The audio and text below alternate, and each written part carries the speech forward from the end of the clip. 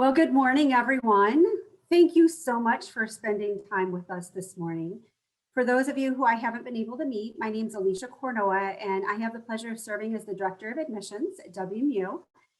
Because I don't think I've been able to meet many of you, because for the last year we've been in lockdown, so to speak, I'll give you a little bit of background information about myself. But I do also want to make sure that we kick it into the presentation today and get started. But for those of you who I haven't met, as I said, my name is Alicia Cornoa. I am on my second round of time at WMU. I currently serve as the Director of Admissions and have been for about the last 2.5 years. And before that, I spent roughly 15 years at various institutions around the country. But the reason why I'm on my second stint here is because WMU is home to me. And I did get my professional start at WMU. I did get both my degrees from WMU. I was a student leader and worked in the admissions office at WMU. And that's where I really kind of developed this passion for all things admissions and helping students through the admission process. So I am a Bronco through and through, bleed brown and gold, and am just really thrilled to be back home. So thank you again all for being with us today. I am going to kick it off and start with the first probably about 20-ish, 20, 30 minutes, depending on how quickly we move through this. But before I do, I do want to make sure that we introduce everyone. And before we do that, I do want to let everyone know that this session is being recorded, so we can put it up on our website and share it with other community college partners and people who are helping transfer students through the process so they can get to it if they weren't able to be with us here today. So I did want to make sure that everyone knew that the session was being recorded. But with that said, I do have some great people with me today. I'm going to start by sharing, introducing the admissions office, and then we do have colleagues from around campus that will be spending time with you today, and I'm going to let them introduce themselves as they get to their session. So I'm going to kick it off actually and bump it over to Scott to introduce himself. And then Scott, if you can bump it to the next admissions person, and then so on and so on, and I'll come back in once all of the admissions team has been introduced.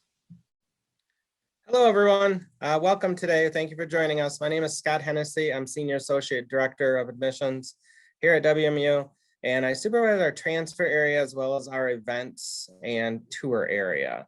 So I will kick it to Steve, who has helped lead this project. Thank you, Steve, and then you can introduce yourself. Thanks, Scott. My name is Steve Case. I am a senior admissions counselor here at Western Michigan University. I've been here going on 4 years now. I work primarily with obviously transfer students, primarily from the southeast part of Michigan up into Port Huron with St. Clair County Community College and into Lansing and pretty much everywhere south of there. Also work with out-of-state students from New Jersey, Ohio, and pretty much a little bit everywhere in the Midwest. So I'm going to go ahead and introduce my colleague, Carrie Greenman. She's having some audio issues this morning. So, but Carrie is my colleague. She is also a senior admissions counselor here at Western Michigan University. She typically works with the northern part of the state of Michigan, as well as Texas, California, and a few other states as well. From there, I guess I will go ahead and hand it over to Colin. Hi, everybody. Thanks for joining us this morning. My name is Colin Scott. I am the Assistant Director for Transfer Admissions here at Western. I deal primarily with our local community colleges within the Southwest Michigan area, some schools in Illinois as well. I also coordinate our articulation process here at Western. So many of you may be familiar with me, of course. So if you have any questions, definitely please communicate that today. You may reach out to any of us, as you know, our territories. There's also a number of other individuals you'll meet today too. Alicia, did you want me to introduce or pass this on to our other speakers, or were you going to do that as you transition? Well, we need to introduce Tammy, but then I'll have the other speakers introduce themselves when they get to their segment.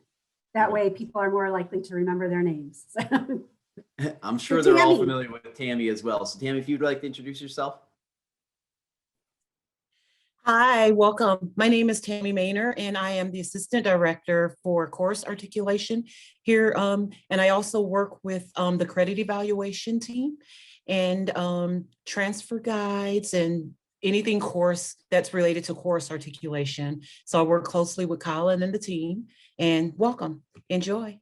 Thank you all. And I do want to take this opportunity to thank all of them for all of the work that they do, not only with setting this up, but just on a day-to-day basis. I know that you are all in touch with them pretty frequently.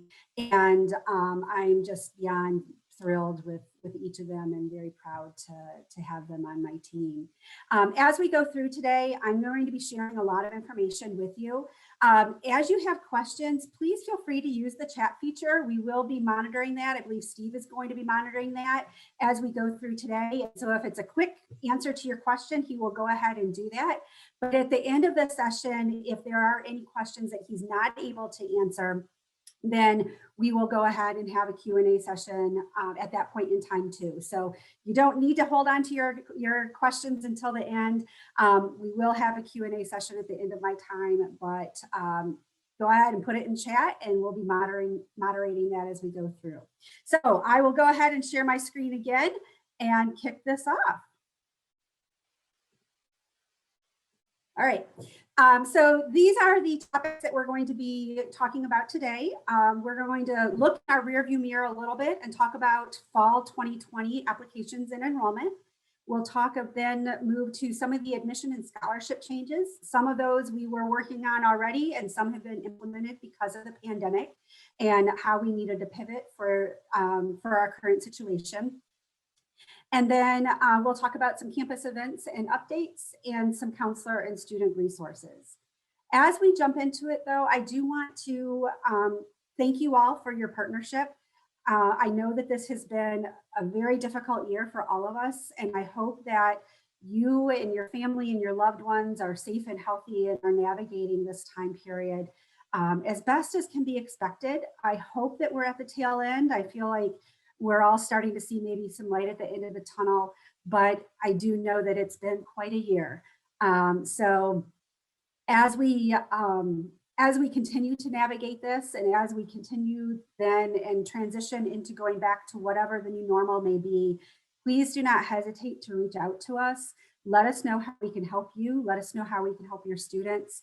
I absolutely believe that my team and I are educators first. And so anything we can do to partner to help you and help your students in just the college going process period, that is first and foremost. And then beyond that, help them to transition to WMU. Anything we can do, please don't hesitate to raise your hand and let us know how we can partner. So jumping in then to the agenda, we'll talk about some 2020 applications and enrollment. I won't read all of these things here to you, but at the end of the day, probably the last bullet is under the transfer applications is what you're most interested in. Last fall, we did have just shy of 1,100 transfer students. That's both from 2-year and 4-year institutions, both within the state of Michigan as well as around the country. But about 1,100 students decided to call WMU home for their continued education. That is down from what we typically see, but that is not outside of what the norm for being down has been. As you all know, and probably know more than us at times, the pandemic absolutely has hit students and has hit the most vulnerable students most. And so we have seen that at Western as well. And while we have not done as poorly as what we had been fearful of, we did do better than we had anticipated. Our enrollment is down as well. We were down about 4% overall in enrollment last fall. But we had about 1,100 transfer students. That's down about 200 from the previous year.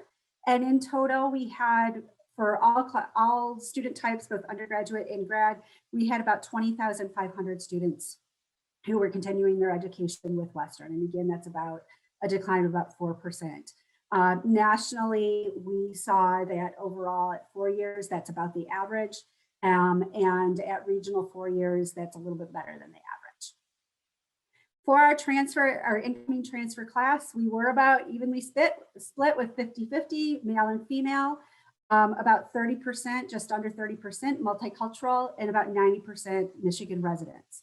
All of that really mimics the first year class, incoming first year class as well, with the exception of the Michigan residents. Michigan residents for first year students, we're looking at somewhere between 75 and 78% are Michigan residents in our first year class. Then moving on to some admissions updates, we'll talk about the application enrollment process, scholarships in the Lee Honors College. For the application process, just as this might be a refresher for many of you, but our fall deadline, application deadline is August 15. But registration has started as of yesterday. Actually, our graduate students started to register. And so for undergraduates, that will be about sophomore status, that will begin about late March. So while our deadline is August 15, for any student who knows that they want to be a Bronco this fall and is ready to complete the application process, we do encourage them to do that as quickly as possible. Not just because registration is occurring, but also, and we'll get to this in a little bit, our scholarship deadline is April 1st. And so anything that they can do to get their application completed now, we can provide them with a very quick turnaround in their admission decision and get them connected with academic advising so they can begin to register along with our native students. We do have one way that we apply, that is the WMU application. I know a couple of years ago, we also offered the Common App. So we wanted to make sure that we cleared this up. We had a very low use of the Common App amongst transfer students, and it tended to be a little bit, the feed from Common App to schools, there was some wonkiness that happened. And so we did abandon the Common App for transfer students a couple of years ago. And so now it's just the WMU application, and students can get there from wmich.edu/apply. So it's a pretty easy process to find.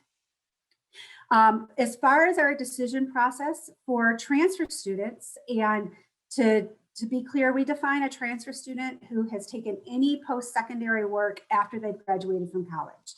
So whether that's 1 credit or whether that's 60 credits, all of them are transfer students. But we do need post-secondary transcripts from every higher education institution that a student has attended before we can make an admission decision.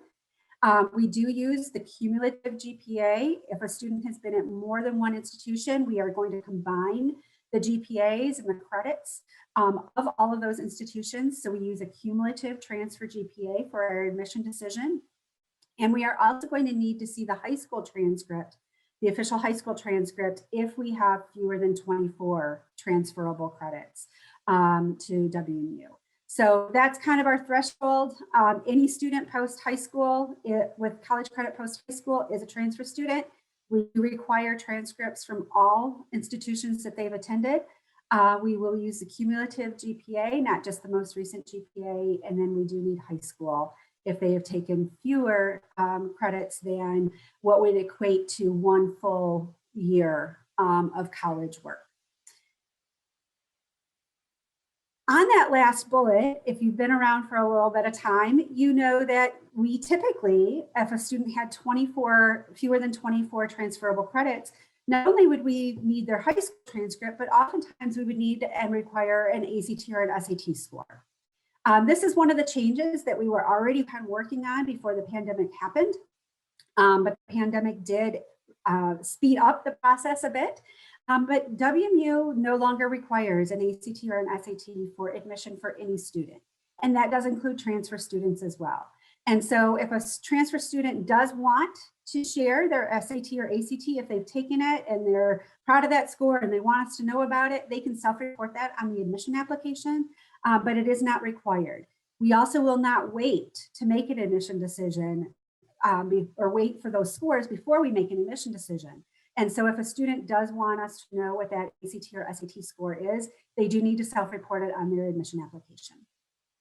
And then because we've been at this pandemic thing for about a year, there are some students that we know who have attended other institutions, especially Michigan 2-year institutions, who may have taken International Baccalaureate or advanced placement in high school as a senior or maybe even a junior as we continue with our current situation.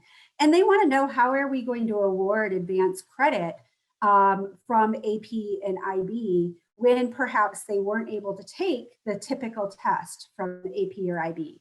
And we will award credit under our normal process, which typically requires a 3 or better for AP, requires a 5 or better for IB, based on the predictive score that was assigned to them by either the College Board or by International Baccalaureate Program.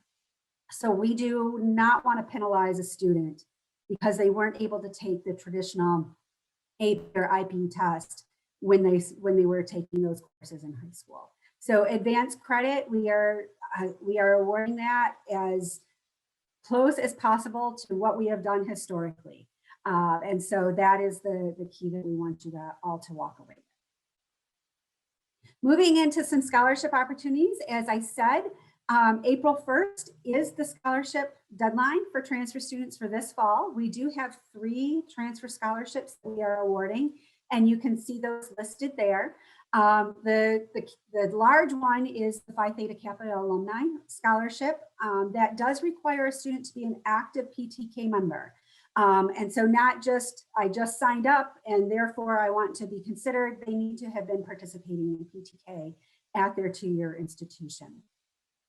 And then you can see that is a $10,000 value. It is a 2-year scholarship, so it's $5,000 a year, $2,500 a semester for 2 semesters for 2 years. And then you can do the math on the $7,500 and $5,000 awards as well. All of our transfer scholarships are 2-year awards that are paid out in fall and spring semester. So divide that in half and then in half again, and that will get the per semester award.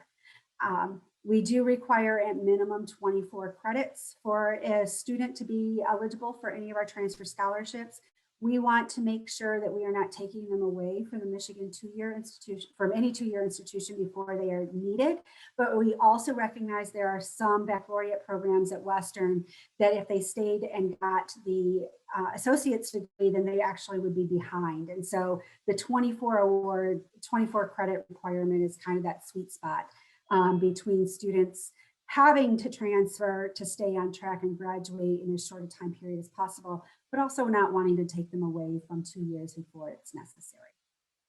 And all the GPAs that are provided are on a 4.0 scale. And again, these will be the cumulative GPAs if a student has attended more than one post-secondary institution.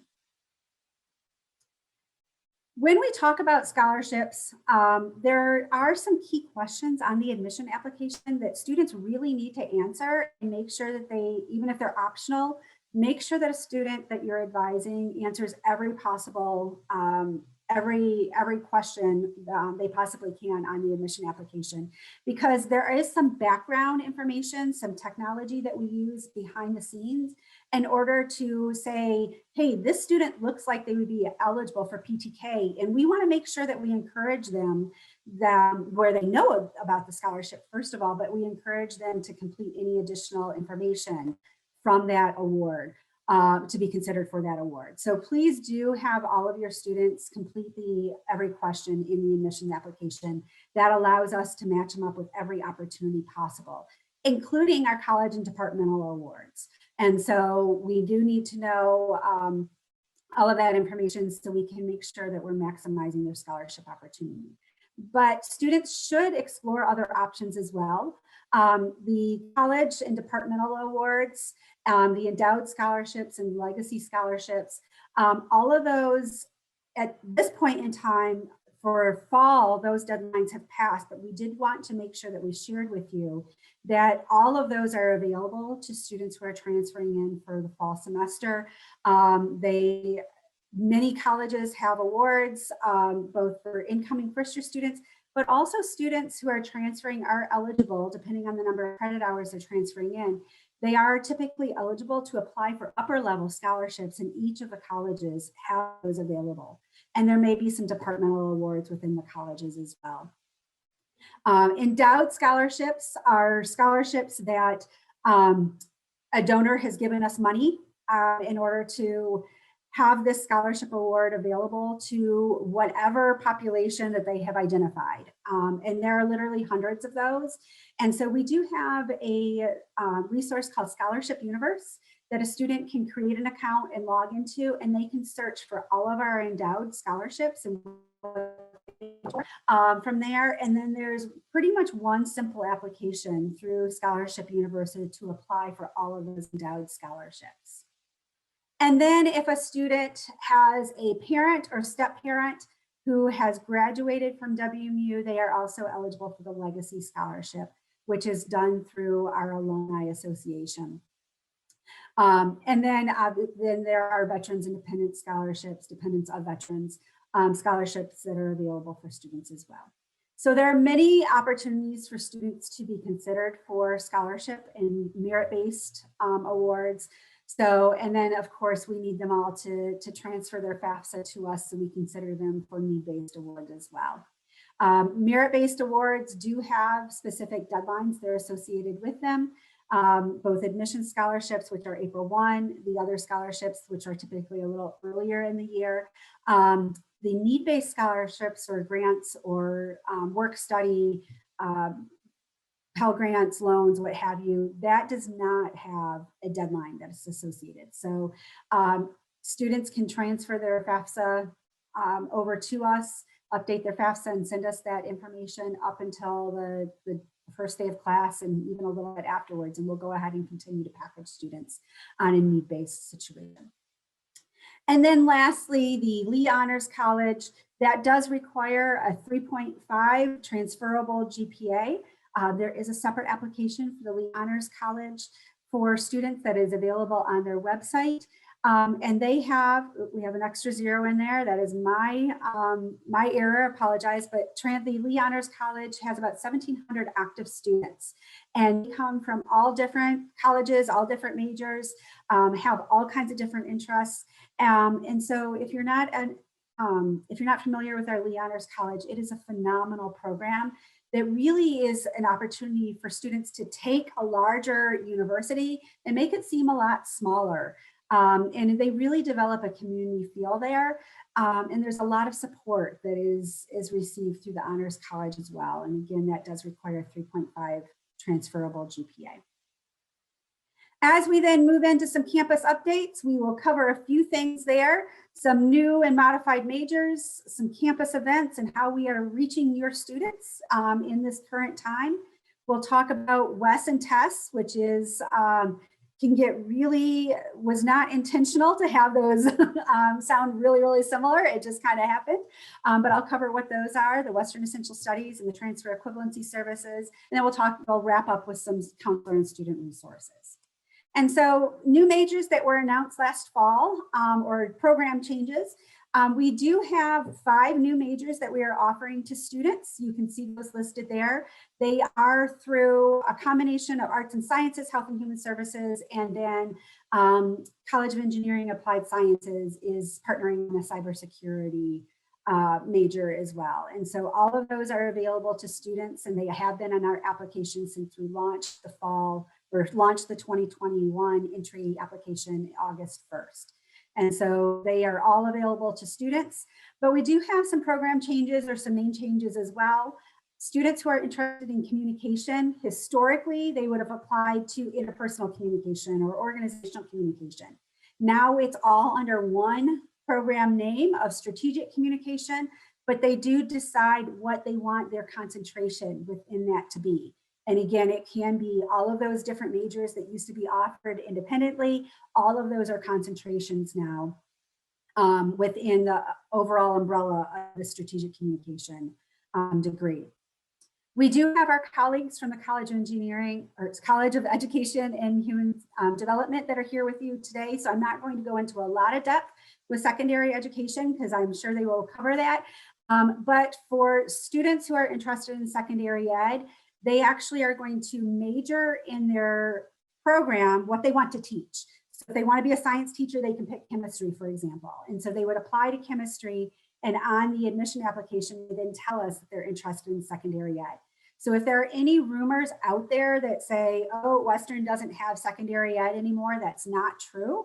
It's just listed differently and approached differently on the admission application, and we're approaching it differently as an institution. And there are a lot of benefits for that. And I'll let my colleagues in the College of Ed talk about those a little bit more. We are still here for your students and offering resources and ways for them to interact with us. We do offer on-campus tours Monday through Friday. Several times a day. We are offering as many tours as possible, but we are having to do that safely, and we want to do that safely. And so capacity is limited. We are obviously following social distancing. We are limiting tour groups now per state of Michigan guidelines to no more than 2 households per tour group. So we do require reservations because with our limited capacity, we are filling up and we cannot have groups that are larger than what we are able to accommodate. We will also have a couple of Saturday opportunities for admitted students in April, and we're still working on that. But all of the opportunities will be listed on that website there. So wmich.edu/admissions/visit. We also, though, are offering a lot of virtual opportunities, probably far more than any other institution that your students are looking at. And I say that pretty confidently because the team did a great job of pivoting about a year ago, and we've continued to analyze our virtual opportunities and offer things on a daily basis. We're offering sessions that are both informational for admissions and colleges, but also very student-centric as well. And so especially as students are looking at making their decision for fall, we're having some sessions where students can just hang out with other students and ask them questions about what the Western experience is like from a student perspective. And so all of those will also be available on the visit page. You can link to all of them, but directly you can find those on our virtual opportunities website, which is admissions/virtual. And then we do offer chat feature most days. If you log into our website, you will see your students and you will see a little chat feature in the bottom right-hand corner. If we do have a team member who is signed into chat, and that is it follows a typical format of what you would be used to perhaps from other institutions or from other businesses where you can log in and ask a question and we'll answer that in live time. We are still attending college fairs in a virtual type of session, and we are offering transfer sessions specifically on Tuesdays and Thursdays. And so those are available and can connect from virtual website as well. Now, all of this kind of bodes the question of how are you transitioning back to whatever new normal is? What does fall look like? And I'm here to proudly say that and enthusiastically saying that we are planning for as much of an in-person fall as possible. The majority of our classes will be in person this fall. We will be returning to sporting events and to student organizations. Of course, all of this, we have to put the little asterisk by it because we don't set a timeline, the virus sets the timeline. And so all of this will be really dependent on how quickly we can get vaccines out there, how effective vaccines continue to be, and all of the things that we just don't know right now. But all signs for what we are seeing this fall is that we can have a largely in-person experience. And for a lot of your students, it might be really, really close to what they would experience if they had transferred a couple of years ago, or what they'll experience in another year or 2 years as well. And so these are our current plans for fall. We're pretty confident in what we're able to do, but again, if the virus takes a turn, we will of course continue to follow any CDC and state of Michigan and Kalamazoo County restrictions and guidelines as well. We have been able to keep our campus pretty safe, knock on wood, over the course of the last year. And to our knowledge right now, we have not had one known transmission of an in-person situation for in-person classes, and we continue to hope for that luck, and we continue to have students follow our safety guidelines as well. As we then transition into some resources that will be important for you and your students, the first is Western Essential Studies, which is the new name for our general education curriculum. And I'm really excited about this because it's a slightly different approach to general ed. Historically, general education has really kind of been what has been the philosophy of a university versus just concentrating in one single area. Universities want to create well-rounded individuals who can contribute to their community and society in a multitude of ways.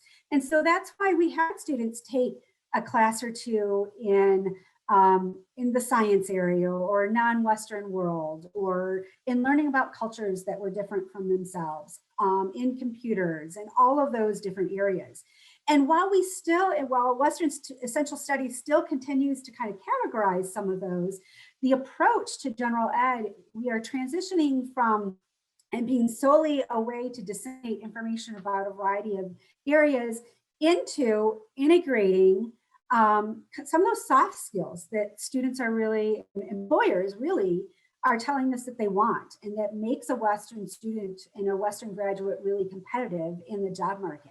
So public speaking, under group problem solving, critical thinking, working with others that are different from themselves. All of those are being integrated into the classes themselves, but in a way that students don't necessarily know that that's what we're doing.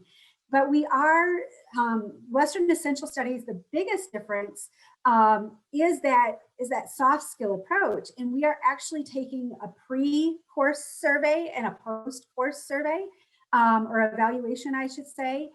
Students are not graded on this. It's not part of the grade that they'll get in the course, but we are evaluating ourselves and our ability to increase these soft skills, both for when students walk in the door on day one of the class, and then when they exit on the last day, we're evaluating, was there any improvement? What skills did they develop? And how did they grow in the skills that maybe they already had? And so we are looking at these both as a pre and post course evaluation. But again, it's an internal evaluation for the instructor and for the colleges to make sure that we are increasing the skill sets and all of these different capabilities that employers and graduate schools are telling us that they want from Western grads. And so that's really the difference in the approach for Essential Studies. You can learn more about it on that website that's listed there. But as far as the practicality of what it means for transfer students, the Michigan Transfer Agreement does fulfill all of our level 1 and 2 of our Western Essential Studies. So there's not a lot of change there. All of our Michigan Community College guides and some of the guides of for out-of-state 2-year institutions, for those that are the largest out-of-state feeders, have been updated at this point in time. And so you can see how your courses are then going to transfer for your students and how they're going to fulfill our current general education guidelines. There weren't a lot of course by course changes. And in fact, what we are finding is that there actually have probably been more courses added that fulfill the general education or the Western Essential Studies requirements. And so you can see all of those at the transfer guides that are available on our website.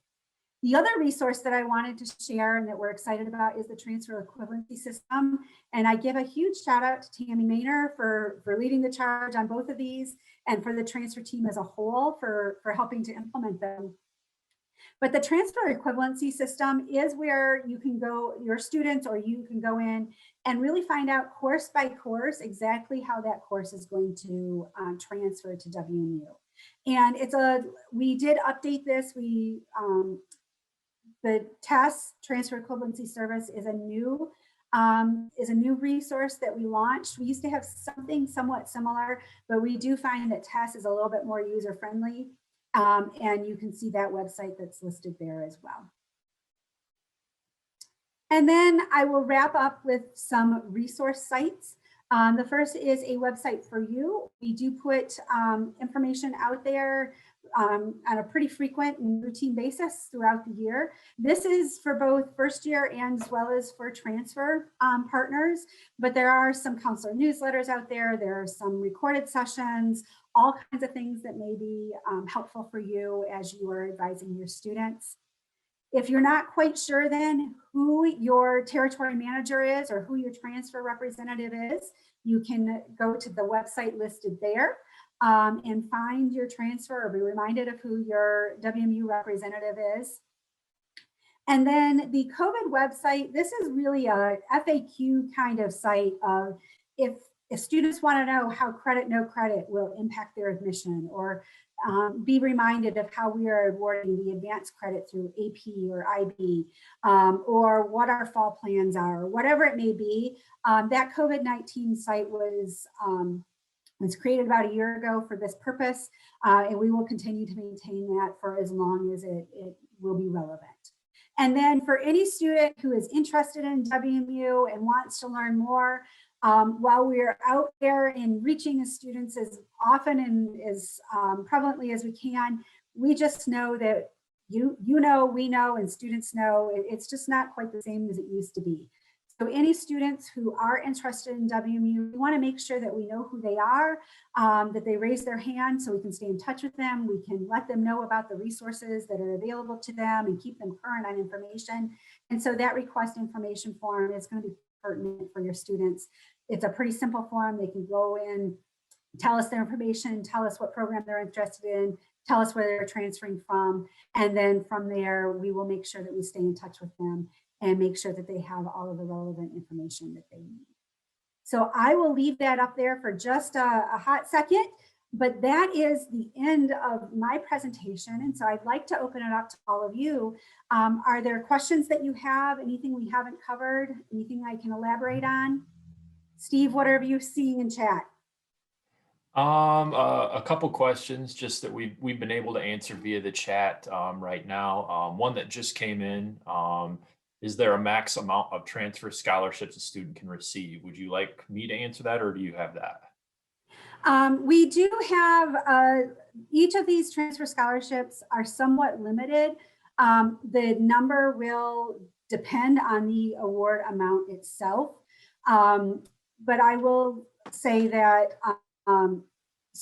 we have been able to award a lot of students, but they are competitive. So we're not able to award to everyone who has the required GPA that's associated. Is there anything that you want to expand upon, Steve? Just that obviously with the 3 scholarships that we showed for the community college transfer students, a student can only receive one of those, and you possibly can you can qualify for all 3, but if a student is chosen to receive one of the scholarships, they will receive the highest one that they can qualify for.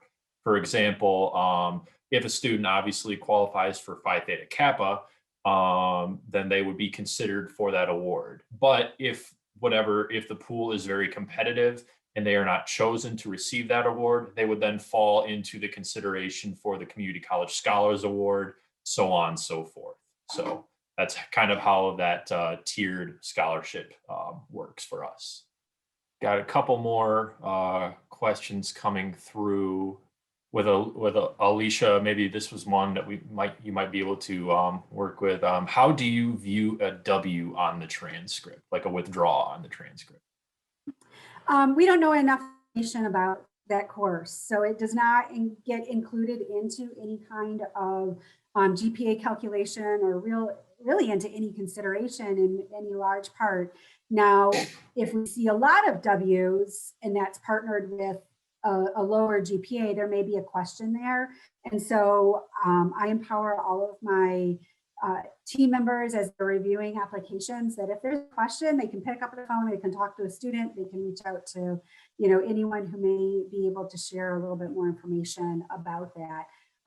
Obviously, because of FERPA, we know that you can't necessarily share a lot of information about that, but we will reach out to whatever sources in that type of situation. But for the vast majority of students who have a W, we have to kind of just ignore it because we just don't know why they withdrew.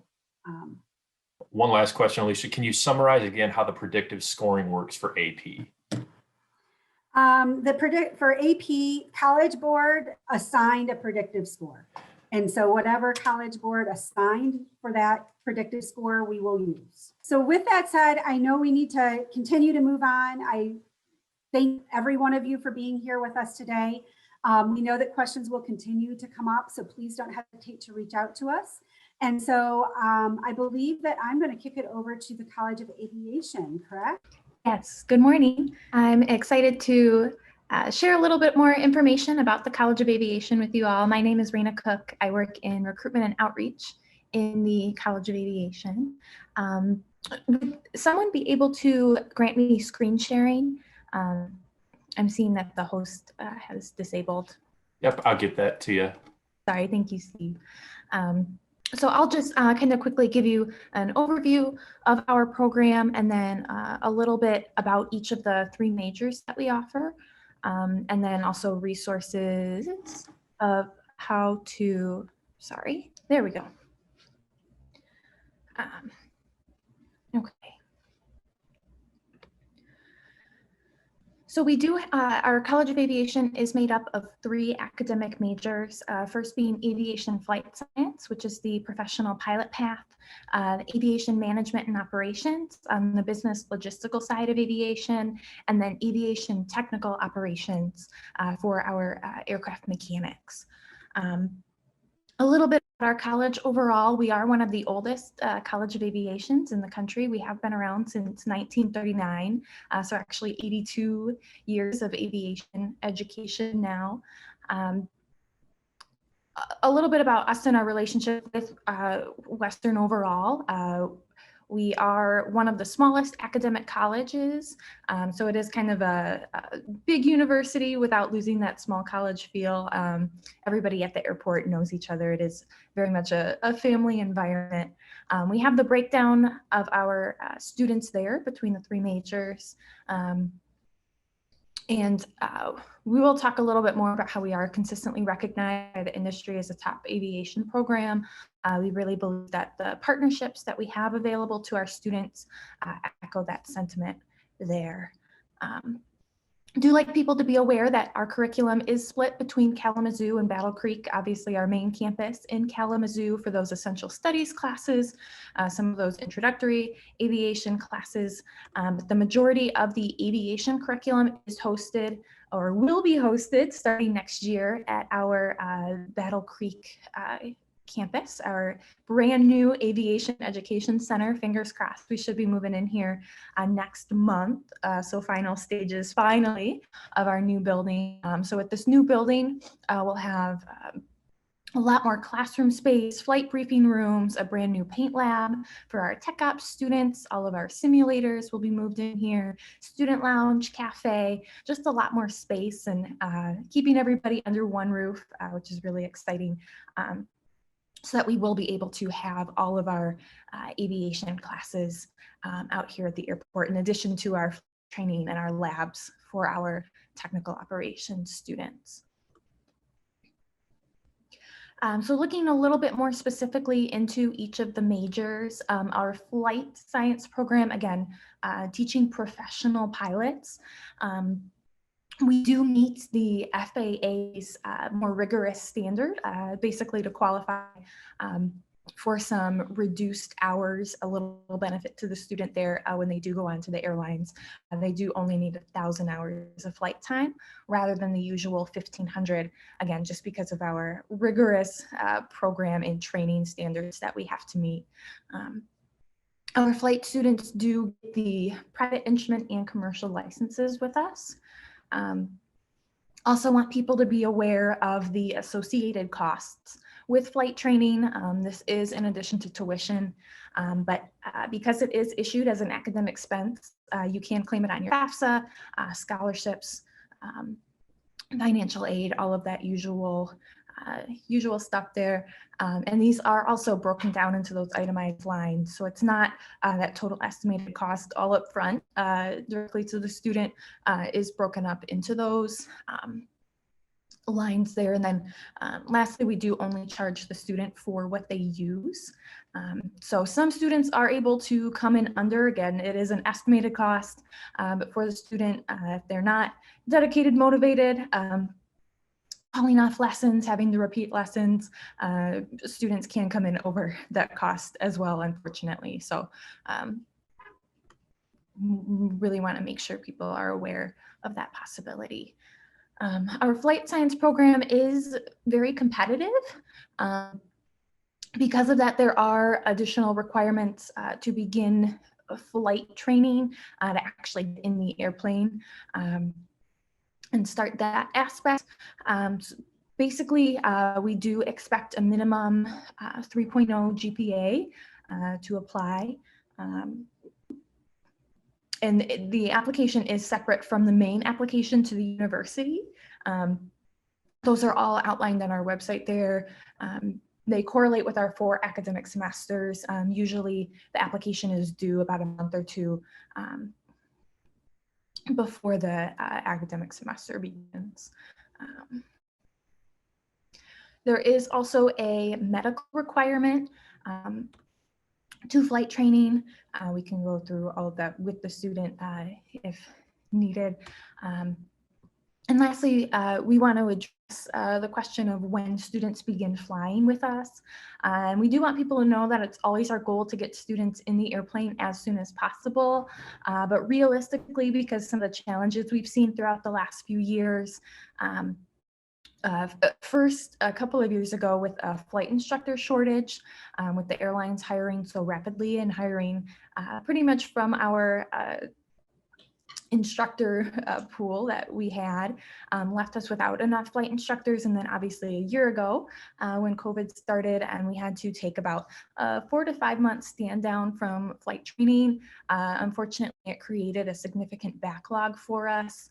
And because of that, we are not currently able to guarantee that students will start flying during their first or second year with us.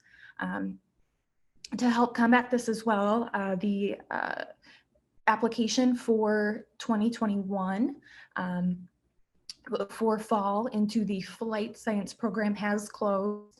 And in the future, we would encourage students to apply not only for a flight slot, but also apply into the flight science major if they are interested as soon as possible. As I mentioned, we anticipate it continuing to be a competitive program going forward.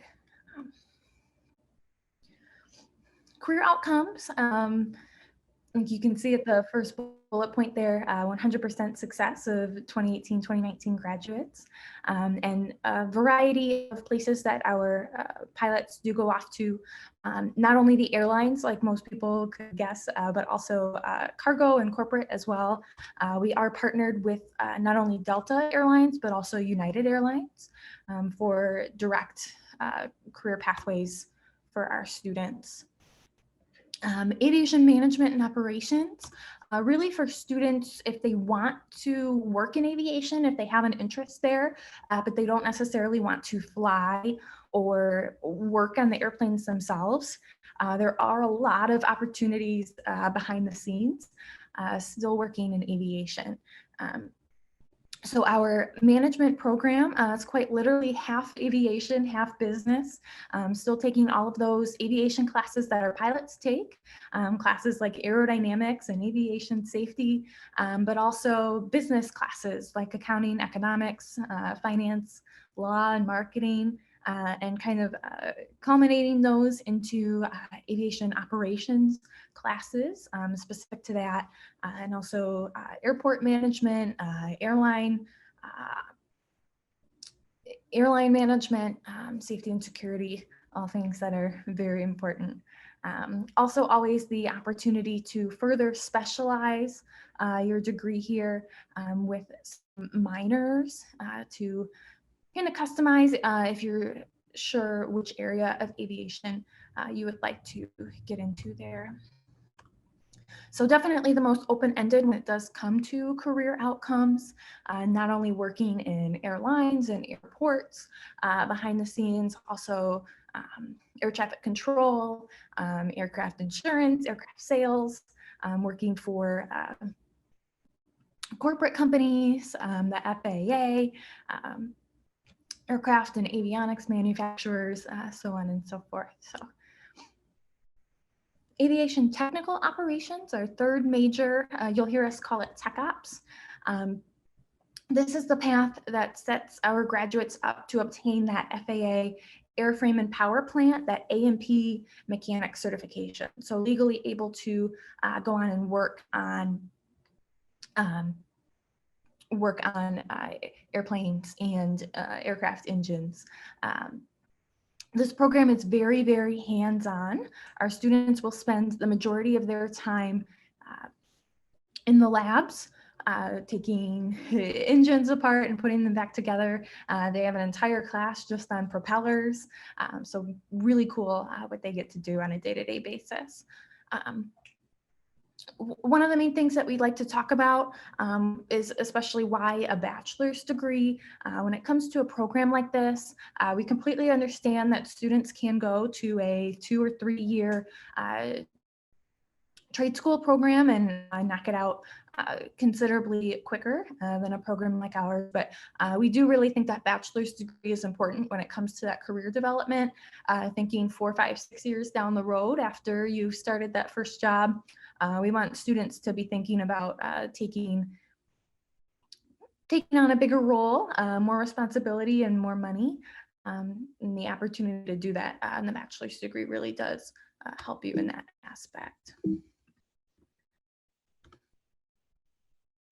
There are some additional costs as well for our tech ops students and a list of required tools as well. Obviously not quite as significant as our flight fees, but again, just want students to be aware of that. Also have some potential job titles of where our tech ops students go on to, again, wide array of companies and opportunities. Also have some pathway programs for our tech ops students. We were the first university to sign with AAR, who is a maintenance repair facility that contracts with the majority of the major airlines and corporate companies throughout the country. And also have a partnership with Delta for our students as well.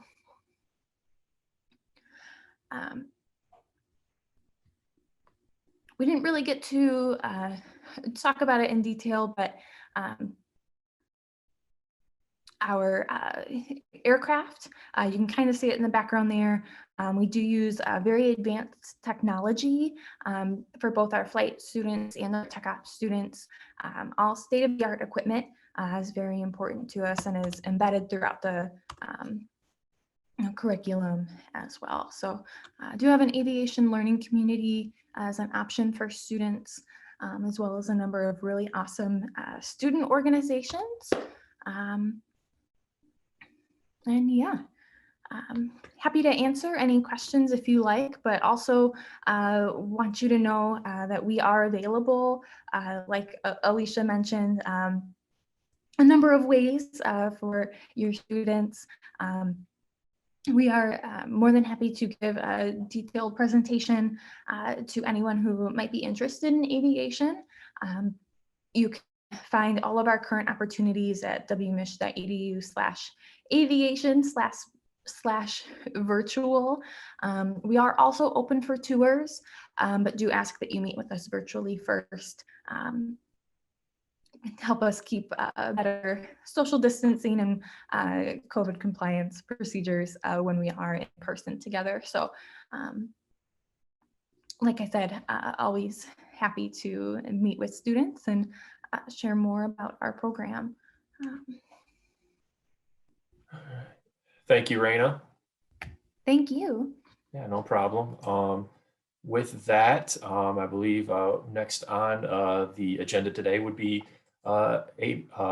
education. Education, if you want to go ahead and take it away. Absolutely. So thanks so much, Steve and Alicia. Good morning, everyone. We are super excited to be with you here today. Just looking through names of all of the attendees that are here, see some familiar names that we have worked with before at our community college partners, and some new names as well. So nice to chat with you all again, or nice to meet you.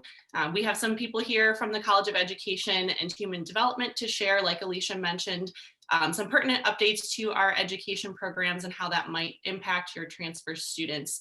As the College of Education and Human Development here at Western, we are, as you may know, the foundation of the university. Western was founded as a teachers college back in 1903, so we have over 115 years of experience training educators and other professionals. So Western is a great choice for a career in education. We also have our whole human development side of our college as well that has a variety of majors focused on improving the human condition, everything ranging from exercise science, sport management, dietetics, to fashion and interior design, child and family development, family studies, and more. My name is Val Horwath. I'm the manager of recruitment and outreach here for the College of Education and Human Development. So I will be a primary point of contact on the academic side of your students' college search and transfer process. We also have some of our amazing colleagues from our Office of Advising here in the College of Ed and Human Development. So I will turn it over to Dr. Chris Robinson to introduce herself and her staff. Thank you, Val, and good morning, everybody. As Val said, I'm Chris Robinson. I'm the Director of Academic Advising and Admissions for the College of Education and Human Development, and we are really happy to be here with you. We're going to take about 15 minutes just to give you some updates with programs in our college. And before we do that, I want to just take a second to say thank you to all of our community college partners. We so much appreciate the fantastic work that you do at the community college level. I just am so happy and appreciative about what you do in terms of access and equity and supporting students as they are coming to their four-year institution to complete their bachelor's. So thank you so much for what you do. So I have with me today Derek Andre, who is my assistant director, and he's going to take a few minutes to update you on our secondary ed program changes, as well as a few other changes with programs outside of teaching majors. And then my senior advisor, Andrea Bao, is going to take a couple minutes to update you on some of our other teaching programs. And then she's going to kick it back to me and I can give you a little bit more detail on all of that. So with that, I'm going to pass it off to Derek. Good morning, everybody. My name is Derek Andre, and I'm just going to give a few brief updates about a couple of our programs.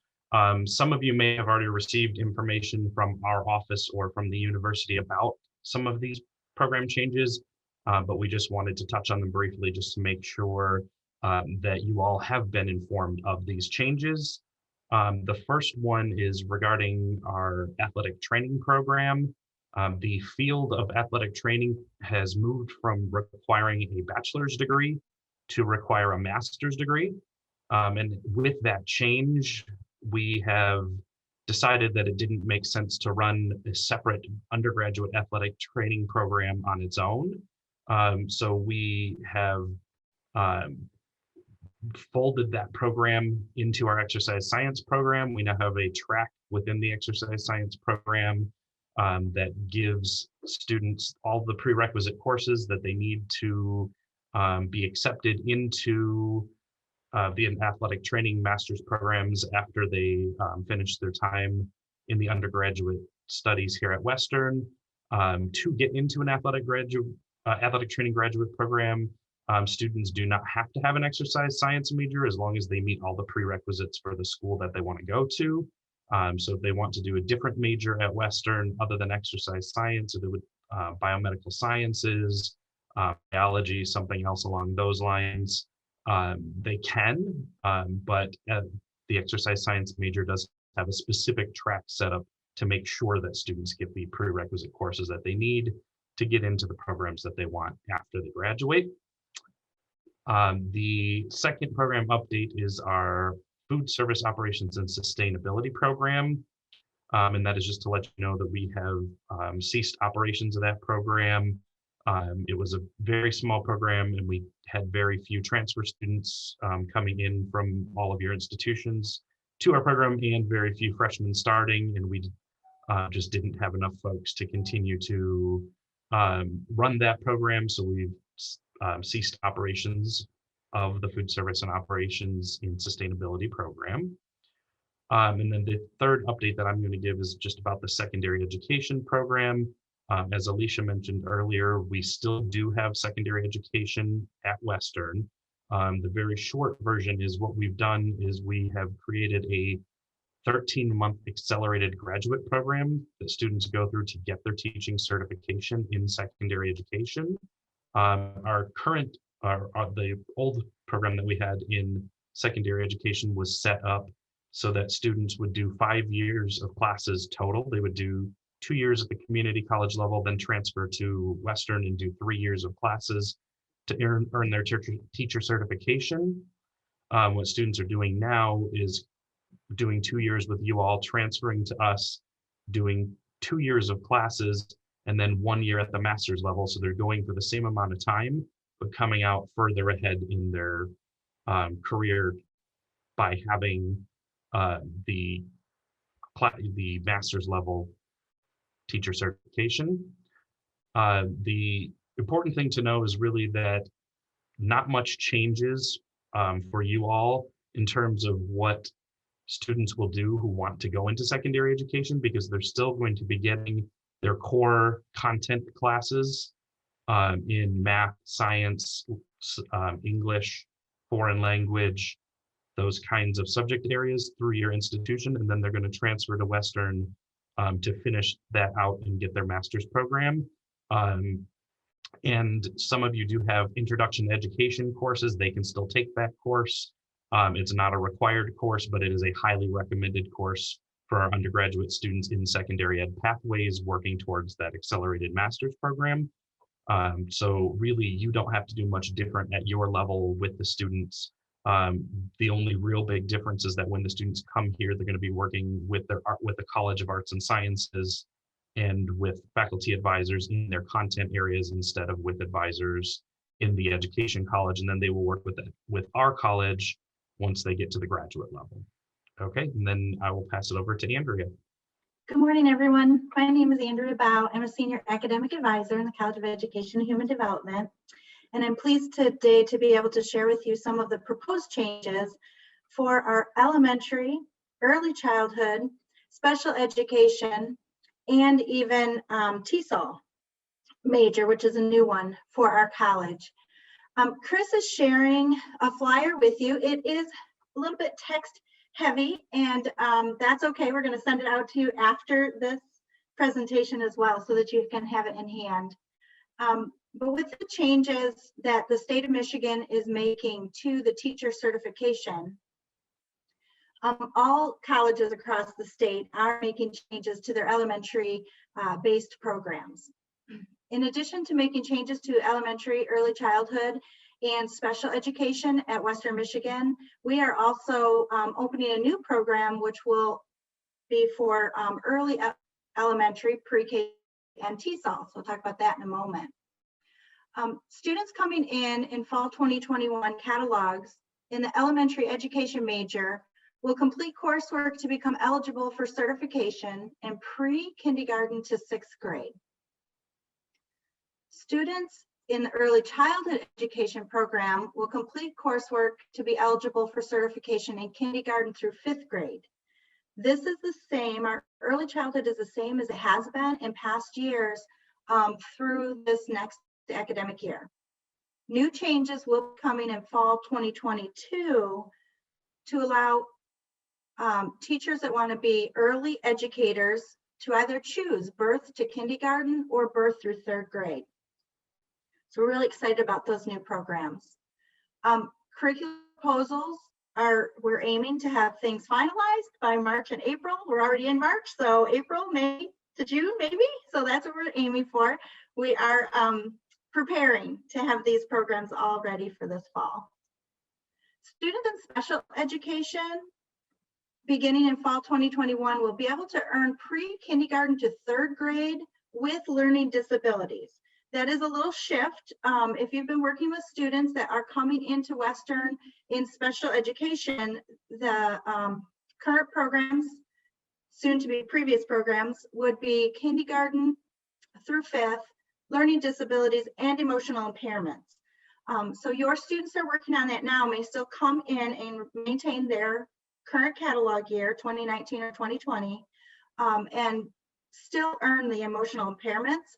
But we do want you to know for future students coming to your community colleges that the shift is pre-kindergarten to 3rd grade and learning disabilities with our special education majors. And then our new major is pre-K through 3rd grade with teaching English to students of other languages, to students speaking other languages. So we're really excited to add that new TESOL major. It's already receiving a lot of interest. So if you have students that want to learn more about that, it's proposed to open in fall 2021, and we're eager to get moving on that. Students will, in this major, be general educators from pre-kindergarten to 3rd grade, but also earn kindergarten through 12th grade TESOL endorsement. So they can work with in the TESOL areas across the grade bands.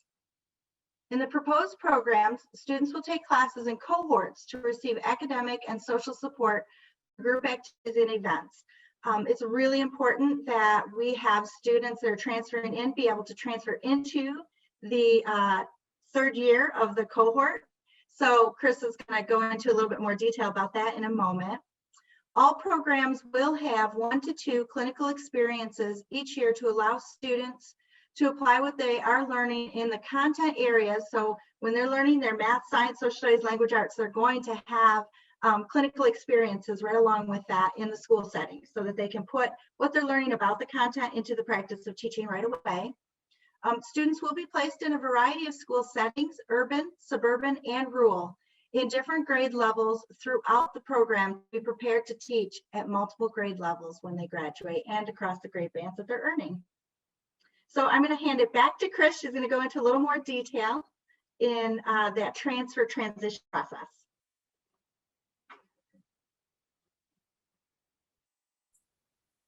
Thank you, Andrea. So as Andrea has explained, our programs are still going through the approval process with the Michigan Department of Education and through Western's channels of approval. And we're hoping to have that pretty much set before fall. We also know how those things go sometimes. So hoping that we will have that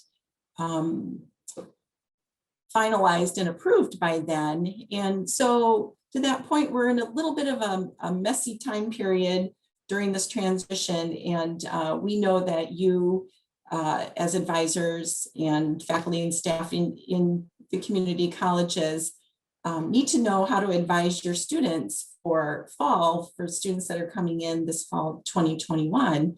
And so we're hoping to be able to provide you a little bit of guidance about that.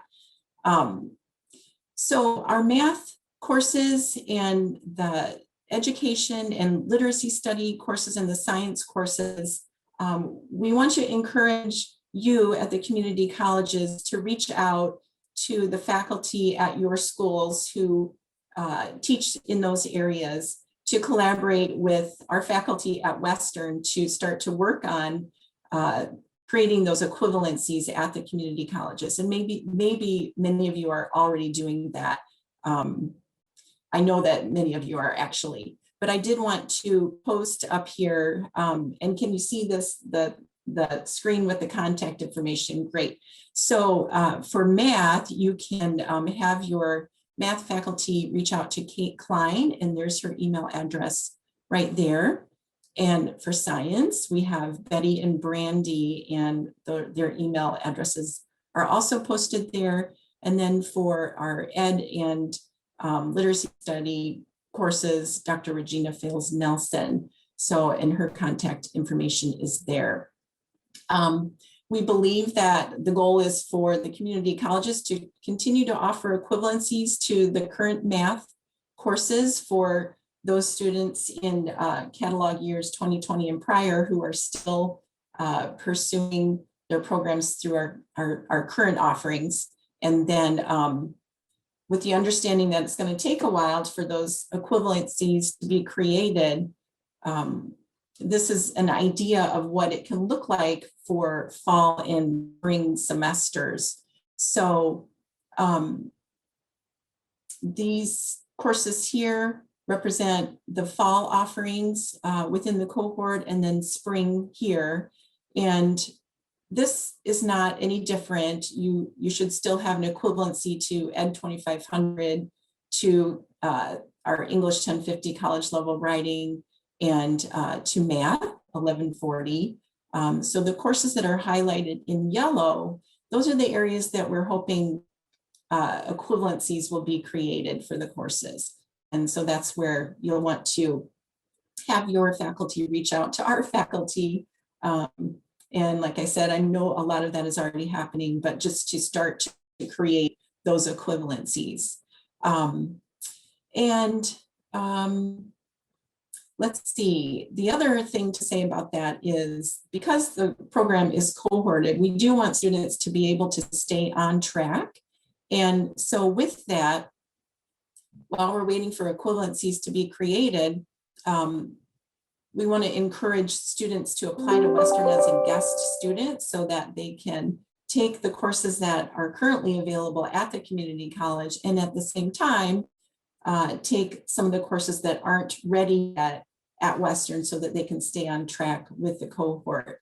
And to that point, please refer students to me or to Andrea if, just with support in working out those details. And basically, we want to just kind of implement a co-advising model where we are advising these students together between Western and the community college.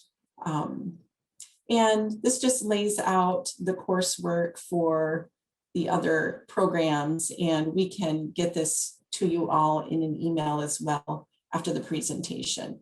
So that's basically where we're at, and I want to just say in advance, thank you for your patience as we work through these transitions. Like I said, we're in a little bit of a messy period, but we want your students to have the best possible transfer experience. And so we will work with each student individually to make sure that happens. So with that, are there any questions? And Val, if you see questions, can you shout them out so we can answer them collectively between Derek, Andrea, and I? Anything that you see? If you all would mind, just if you could monitor the Q&A in case any specific questions come up, just for the interest of time. I think we're going to move on to signature, if that's okay with you all. That is great. Thank you so much, Steve. Yep, no problem. Good morning, everyone. My name is Evan Heiser, and I am the director of Wmu Signature. So this morning, I'm going to tell you really what is Wmu Signature. Hopefully, some of you have heard a little bit about what the program is. Maybe you've seen it on some of the admissions materials that you've received, but really want to make sure that you understand what it is so that you can talk to students if they're interested in Western about a unique program that Western has to really help them stand out when they're applying for jobs in grad schools after they graduate as a Western student. So Wmu Signature is a unique program that Western has to give students credit for everything they're doing outside of the class. Ultimately, to help them stand out when they're applying for jobs in grad schools. How Western has done that is being very critical in looking at going, how can we best leverage what students are doing outside of class so employers actually see it? So grad schools are aware of these wonderful things. And Western said, we're going to go further than any other school in the country. And so we're going to put a co-curricular designation right on the diploma. Now, Western right now is the only school in the country who's doing a true co-curricular designation where everything is outside of the classroom.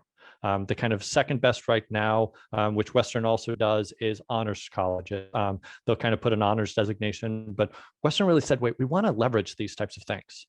And the reason why Western did that is because it goes, students now are graduating with excellent experiences both inside and outside the class?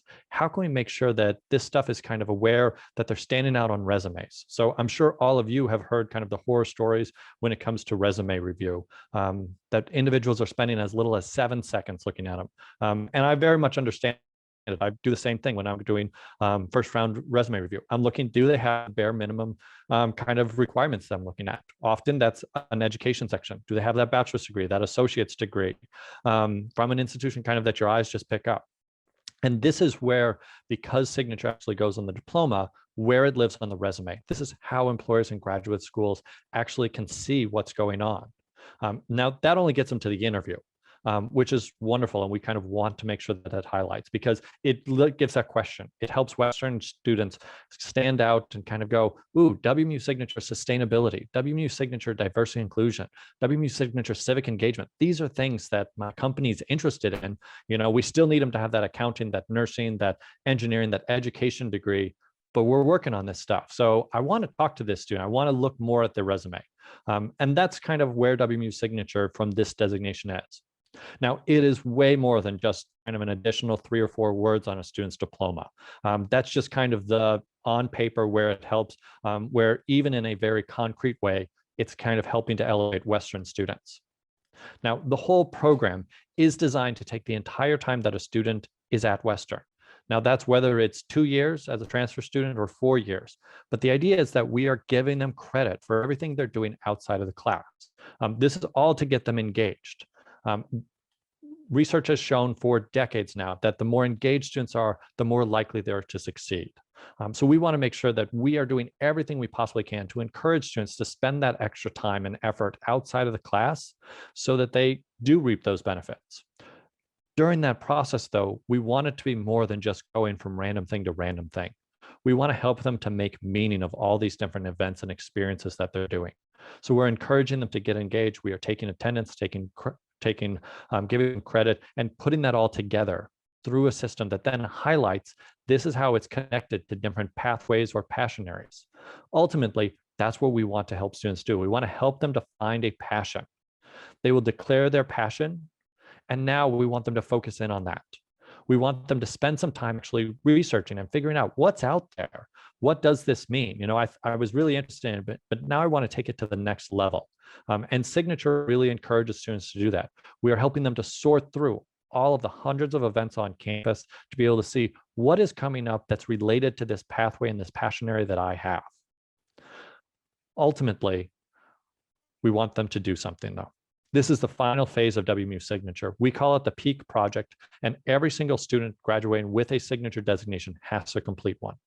The requirements that we have are very open in terms of it has to be a unique experience of putting your passion in action. Now, as we've kind of gone through this program, we're in our 5th year currently, we've kind of looked at, do we need to put in more requirements? We started very broad, but kind of going, do we need to evolve with this? One of the things that we learned was no. Mostly because Western students are way more creative than anything we could come up with. Some of the different projects that they have submitted are things that absolutely, if we would have put more criteria on this, we probably would have excluded some of them or not gotten students to submit them. We do review every one of these projects, whether they propose them or after, to make sure that there's something that a student wants to talk about in a job interview, and we coach them to make sure that they can talk about them. Because Signature is a unique program. Western is the only school that's kind of highlighting students in this way. You know, we know that employers like it, but we want to make sure that by the time, you know, if they see WMU Signature sustainability, an employer asks them in the interview, tell me about this, that the student has a slam dunk answer, that they're going, yes, I know this, I can answer this. And that's a really big thing, is that they can kind of take that next step, that they can talk about it, that they've also done these great experiences. Now, I had talked about pathways or passion areas. I do want to show all of you the list that we have. So this is the list that was developed 5 years ago from talking to students around Western's campus saying, what are you as Western students interested in? What are you passionate about? Looking around campus to make sure that we have events and experiences that they can actually participate in. And then talking with employers and graduate schools to say, okay, is this of interest to you? You know, so we got law schools, we got different engineering companies, we got different companies around the Kalamazoo area to give us feedback. What those companies said was yes. These are great things. There's none on this list that kind of would hurt a student. So that was a big thing. We are unique, so we want to make sure that this isn't going to hurt students. But where they said was, this is a great way for us to be able to tell the values of our potential hires, to see which ones match with our company. You know, civic engagement, diversity, inclusion, so sustainability. These are things that our company's been really interested in lately. We still have to hire for the major, though. We have to hire an education major. We have to hire an accounting, a nurse. But this is really helpful for us to be able to see that, yes, this person not only would fit within our company and organization, but help us to advance it because they've done something. So that's kind of where Signature is designed to really help students not only find and benefit from everything on campus, but then leverage it when they're leaving. I do want to kind of give one example of a specific student. Signature is unique, so I understand if this is still kind of fuzzy for everyone. Where I really want to highlight is her peak experience. This is where most students, when it comes to that interview, they're going to spend most of their time. So Shianti Lyman was a graduate 4 years ago.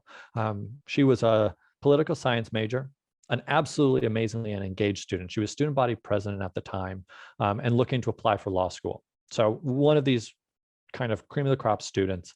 And I highlight her because she's one of these great kind of use cases with Signature on how it actually being on the diploma, being at the kind of top in that education section of the resume can really help a student more so than if we just put this someplace else on the resume. Because Shianti is now 4 years after her graduation. Signature is still living with her. For Shianti's peak project, she took what she was learning inside the class through her civic engagement classes and everything she was doing outside the class, engaging the student body around the 2016 election, and said, I'm going to start an organization. I'm going to go out and really try to get all Western students to vote. In 2016, most of her friends were going, I want nothing to do with this election. It is so polarized, you know, and it's not for me. They're not talking to me. My vote doesn't matter. So I just want to steer clear. She had learned that she knew exactly the opposite, that every vote does count, especially how you can turn out a youth vote. So she started this organization called We Vote around getting students engaged in elections, educated, ultimately registered, and then to turn out. Now, Shianti is one of these great cases because she graduated in 2016 after a very successful year. This organization has continued beyond, and she has stayed in touch with them. In 2018, we actually got hard data that Western students doubled in the number of turnouts from 2014 to 2018. She started this in 2018, so she had a tremendous impact on that. So now when employers ask about this, she's able to talk about it, kind of the lasting impact. This is something that is still on her resume. Most of the stuff from her undergraduate experience has fallen off at this point. 4 years out, that student body president is no longer at the top of her resume like it once was. Signature is still there. She's able to still talk about this amazing experience that she had. And as she's kind of out there still doing work around civic engagement, this is one way that she can really be talking about what she's doing, not just the positions she's had, but kind of where her passions are aligning with that. So she's a great example of kind of how Signature is really helping Western students to leverage everything they're doing outside of the class. So that is everything that I have. I hope that I was able to explain kind of very much in a nutshell what Signature is and the benefits to students. If anyone has any questions, please feel free to put them in the Q&A so I can answer them. And thank you so much for joining us today. Yeah, thank you, Evan. Like I said, like he said, if you have any questions, feel free to drop them in the Q&A. I'll keep this session open for a few minutes, just in case anyone does have any questions. We really appreciate everyone coming in today. Lots of good questions in the chat and in the Q&A session. Lots of good activity. Hopefully all of this was helpful. Evan, can you go ahead and close and stop sharing your screen, please? Thank you. I'm going to go ahead and, like I said, continue to ask questions in the Q&A if you have any. I'm going to go ahead and share my screen in case anybody has any questions. Post this session or anything else, you can see our contact information as well as the schools we represent.